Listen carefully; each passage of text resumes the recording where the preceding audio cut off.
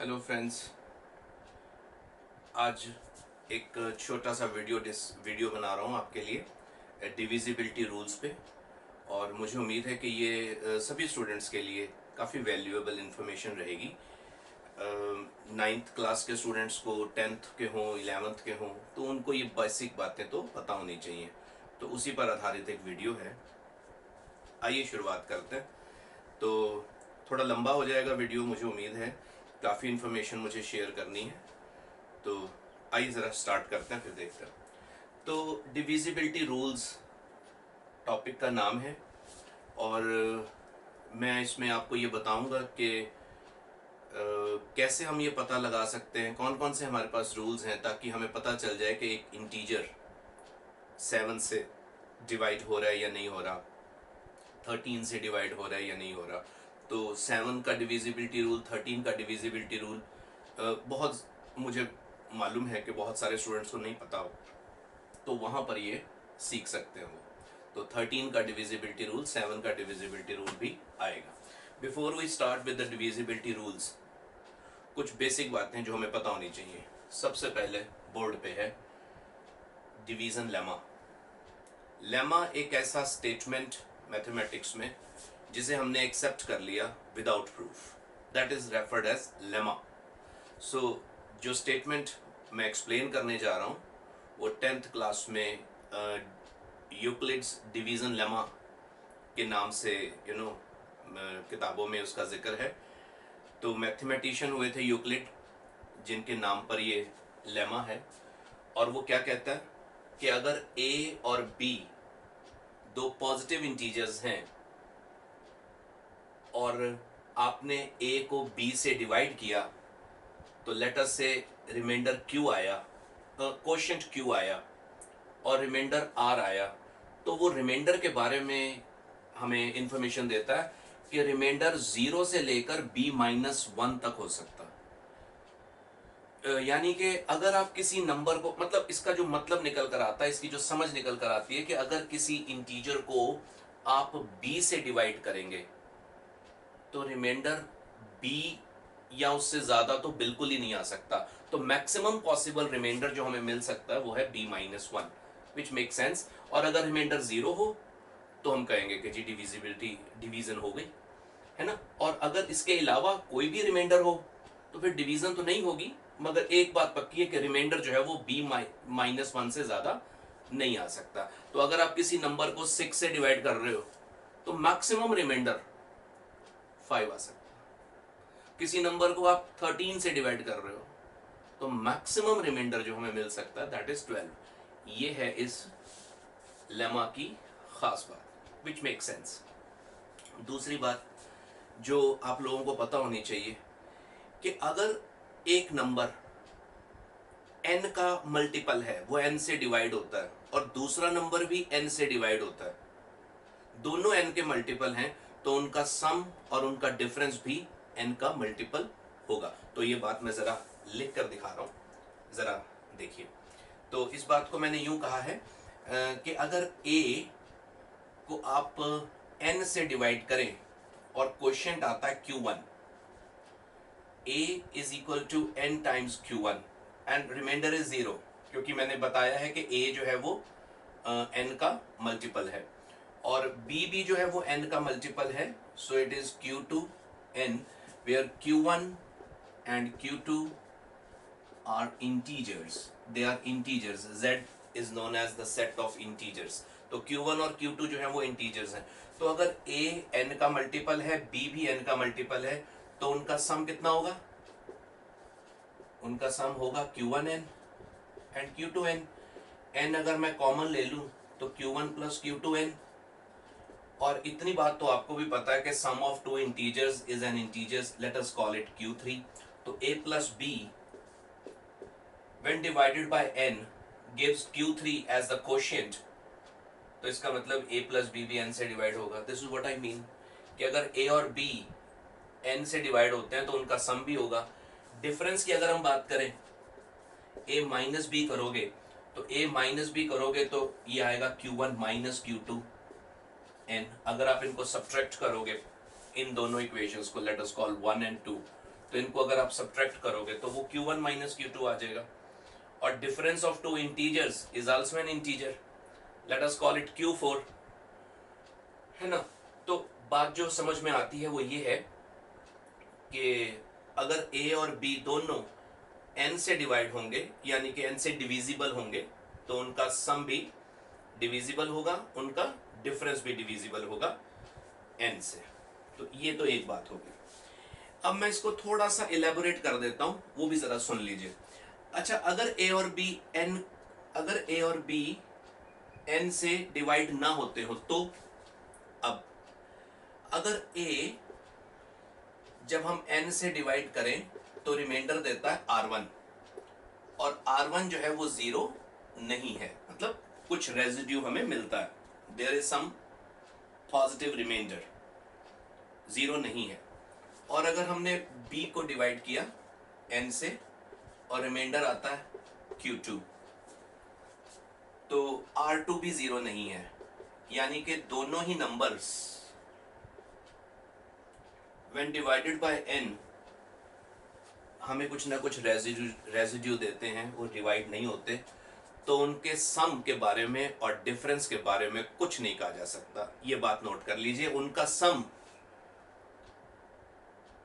n से divide हो भी सकता है, नहीं भी हो सकता, we can't say, it actually depends on the values of R1 and R2, so nothing can be said, nothing can be concluded कि उनका सम जो है वो डिवाइड होगा या नहीं होगा।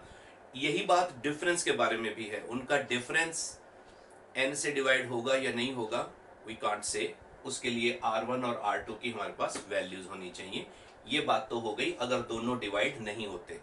अब एक बात मैं थर्ड केस और डिस्कस कर लेता हूं कि अगर A n से डिवाइड होता है और B नहीं होता, तो एक n का मल्टीपल है और दूसरा n का मल्टीपल नहीं है, तो दोनों अलग अलग कैटेगरी के हैं, one is divisible by n and the other is not divisible, then again we can certainly say कि उनका सम a plus b और उनका difference a minus b n से बिल्कुल डिवाइड नहीं होगा, कतई डिवाइड नहीं होगा, हमें डिवीजन करने पर रिमाइंडर मिलेगा।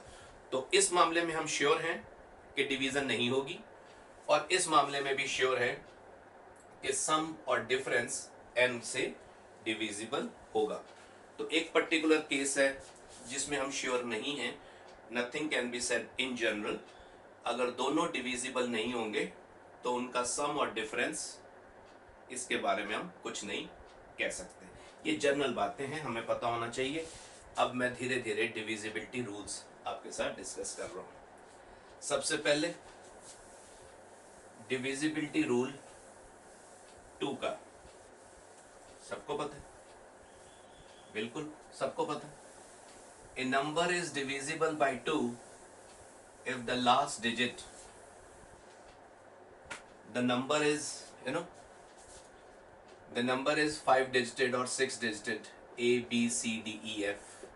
ये ना हमारे डेसिमल सिस्टम के डिजिट्स हैं A B C D E F, ये 0 से लेकर 9 तक हैं, तो इसको इस तरह से लिखा गया, ऊपर बार से मैंने बार लगाई है, इसका मतलब ये है कि ये एक 6 डिजिटेड नंबर है, तो ये इस तरीके से इसका मतलब है ना। अच्छा, तो 2 का डिविजिबिलिटी रूल क्या है, वी नो दिस, अगर last digit, if the number ends with 0, 2, 4, 6 और 8, अगर ये लास्ट डिजिट इनसे एंडिंग होगी उसकी, तो वो डिविजिबल होगा, अदरवाइज डिविजिबल नहीं होगा। और हमारे पास तो इसके लिए खास टर्म भी है, if a number is divisible by 2 we call it even, otherwise we call it odd. चलिए क्विकली, डिविजिबिलिटी रूल फॉर 4 बड़ा कॉमन है, जो 9th-10th के स्टूडेंट्स हैं, अवेयर हैं, जो पढ़ते हैं किताबें, उनको पता होगा, बिल्कुल पता।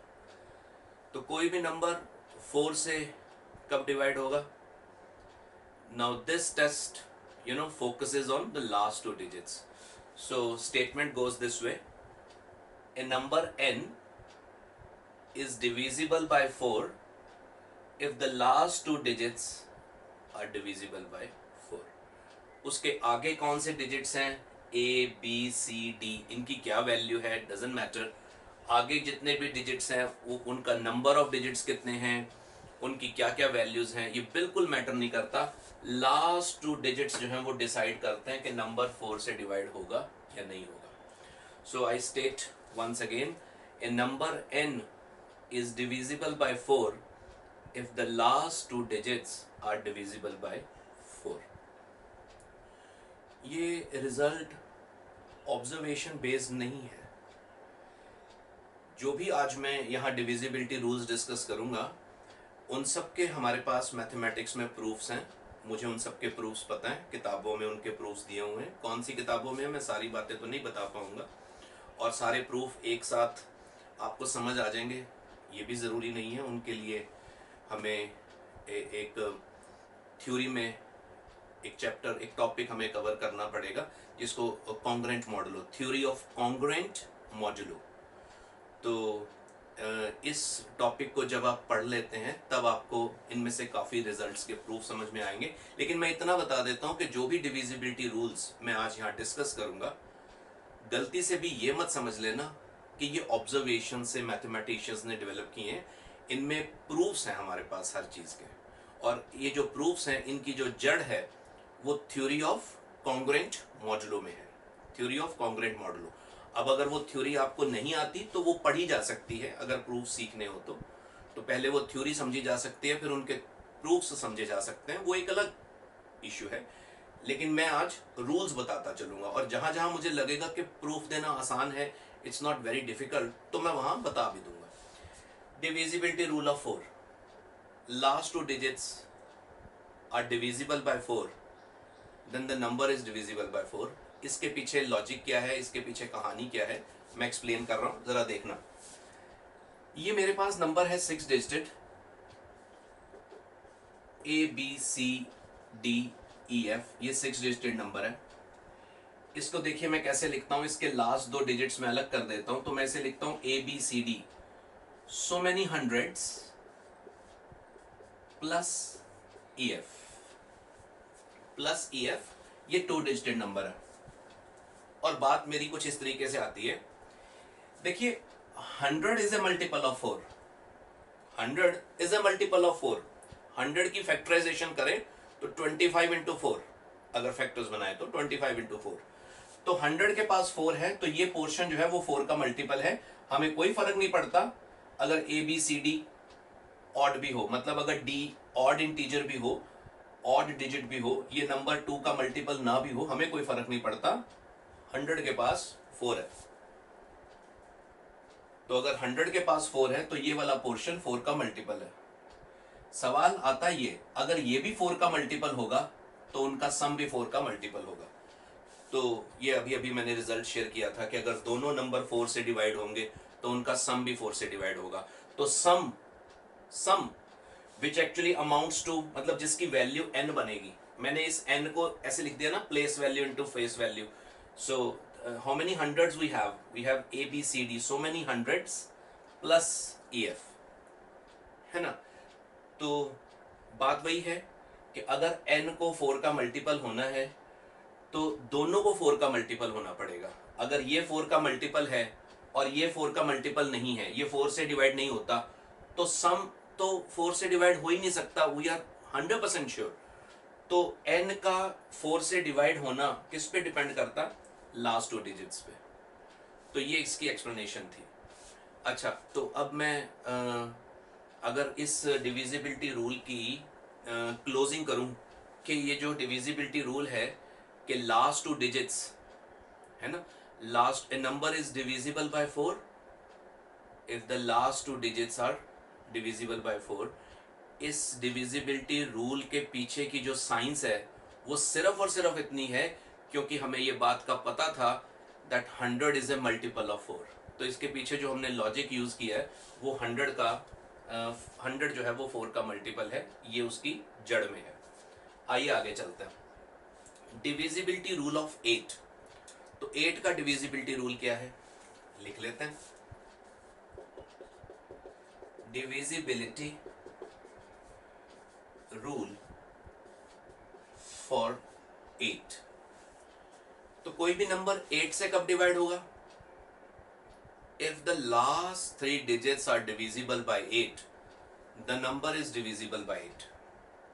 So last 3 digits अगर 8 से डिवाइड हो रहे हैं तो वो नंबर 8 से डिवाइड हो जाएगा। और इसके पीछे कारण क्या है? Because 1000 is a multiple of 8. 1000 क्योंकि 8 से डिवाइड हो जाता है, तो इसलिए वो नंबर जिसके लास्ट 3 डिजिट्स 8 से डिवाइड होंगे वो भी 8 से डिवाइड होगा। छोटी सी explanation, n is equal to 6 digited number है, 6 डिजिटेड हो 7 डिजिटेड हो, इररिस्पेक्टिव ऑफ दैट हमने तो 8 का डिविजिबिलिटी रूल स्टडी करना। तो how many thousands we have, you know, place value into face value, this is actually ABC times 1000 plus DEF। n इसकी तो तुम चिंता ही ना करो, अब यूं बात आ गई, इस वैल्यू की तो आप चिंता ना करो, ABC कुछ भी हो, whatever ABC may be, this part is divisible by 8 because 1000 can be factorized as 8 into 125। 1000 के जो फैक्टराइजेशन है उसके पास 8 है, so this is a multiple of 8।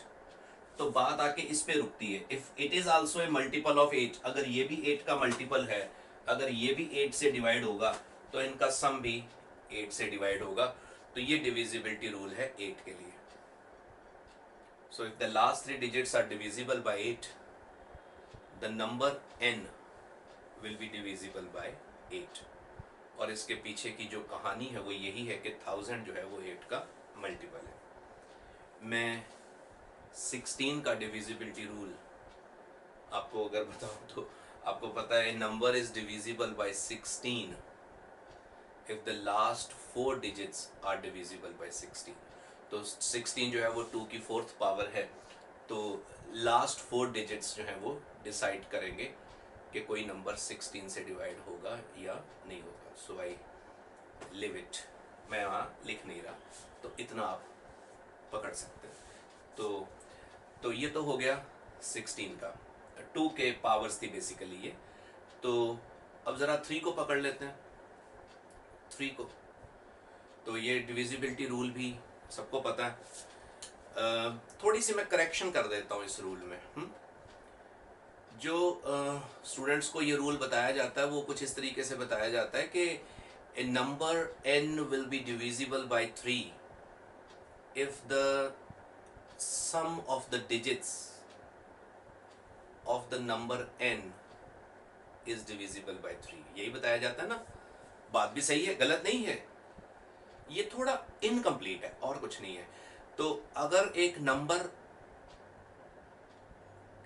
Number है n और उसके डिजिट्स का सम अगर 3 से डिवाइड होगा तो वो नंबर भी 3 से डिवाइड हो जाएगा। बिल्कुल सही बात है, और इसका भी प्रूफ है हमारे पास कॉन्ग्रेंट मॉडलों की थ्योरी में।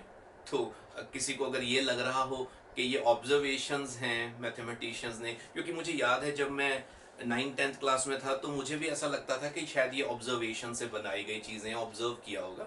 नहीं, ये ऑब्जर्वेशन नहीं है, we have proper proofs for these rules. Anyhow, correct statement क्या है डिविजिबिलिटी की, कि अगर मेरे पास एक नंबर है n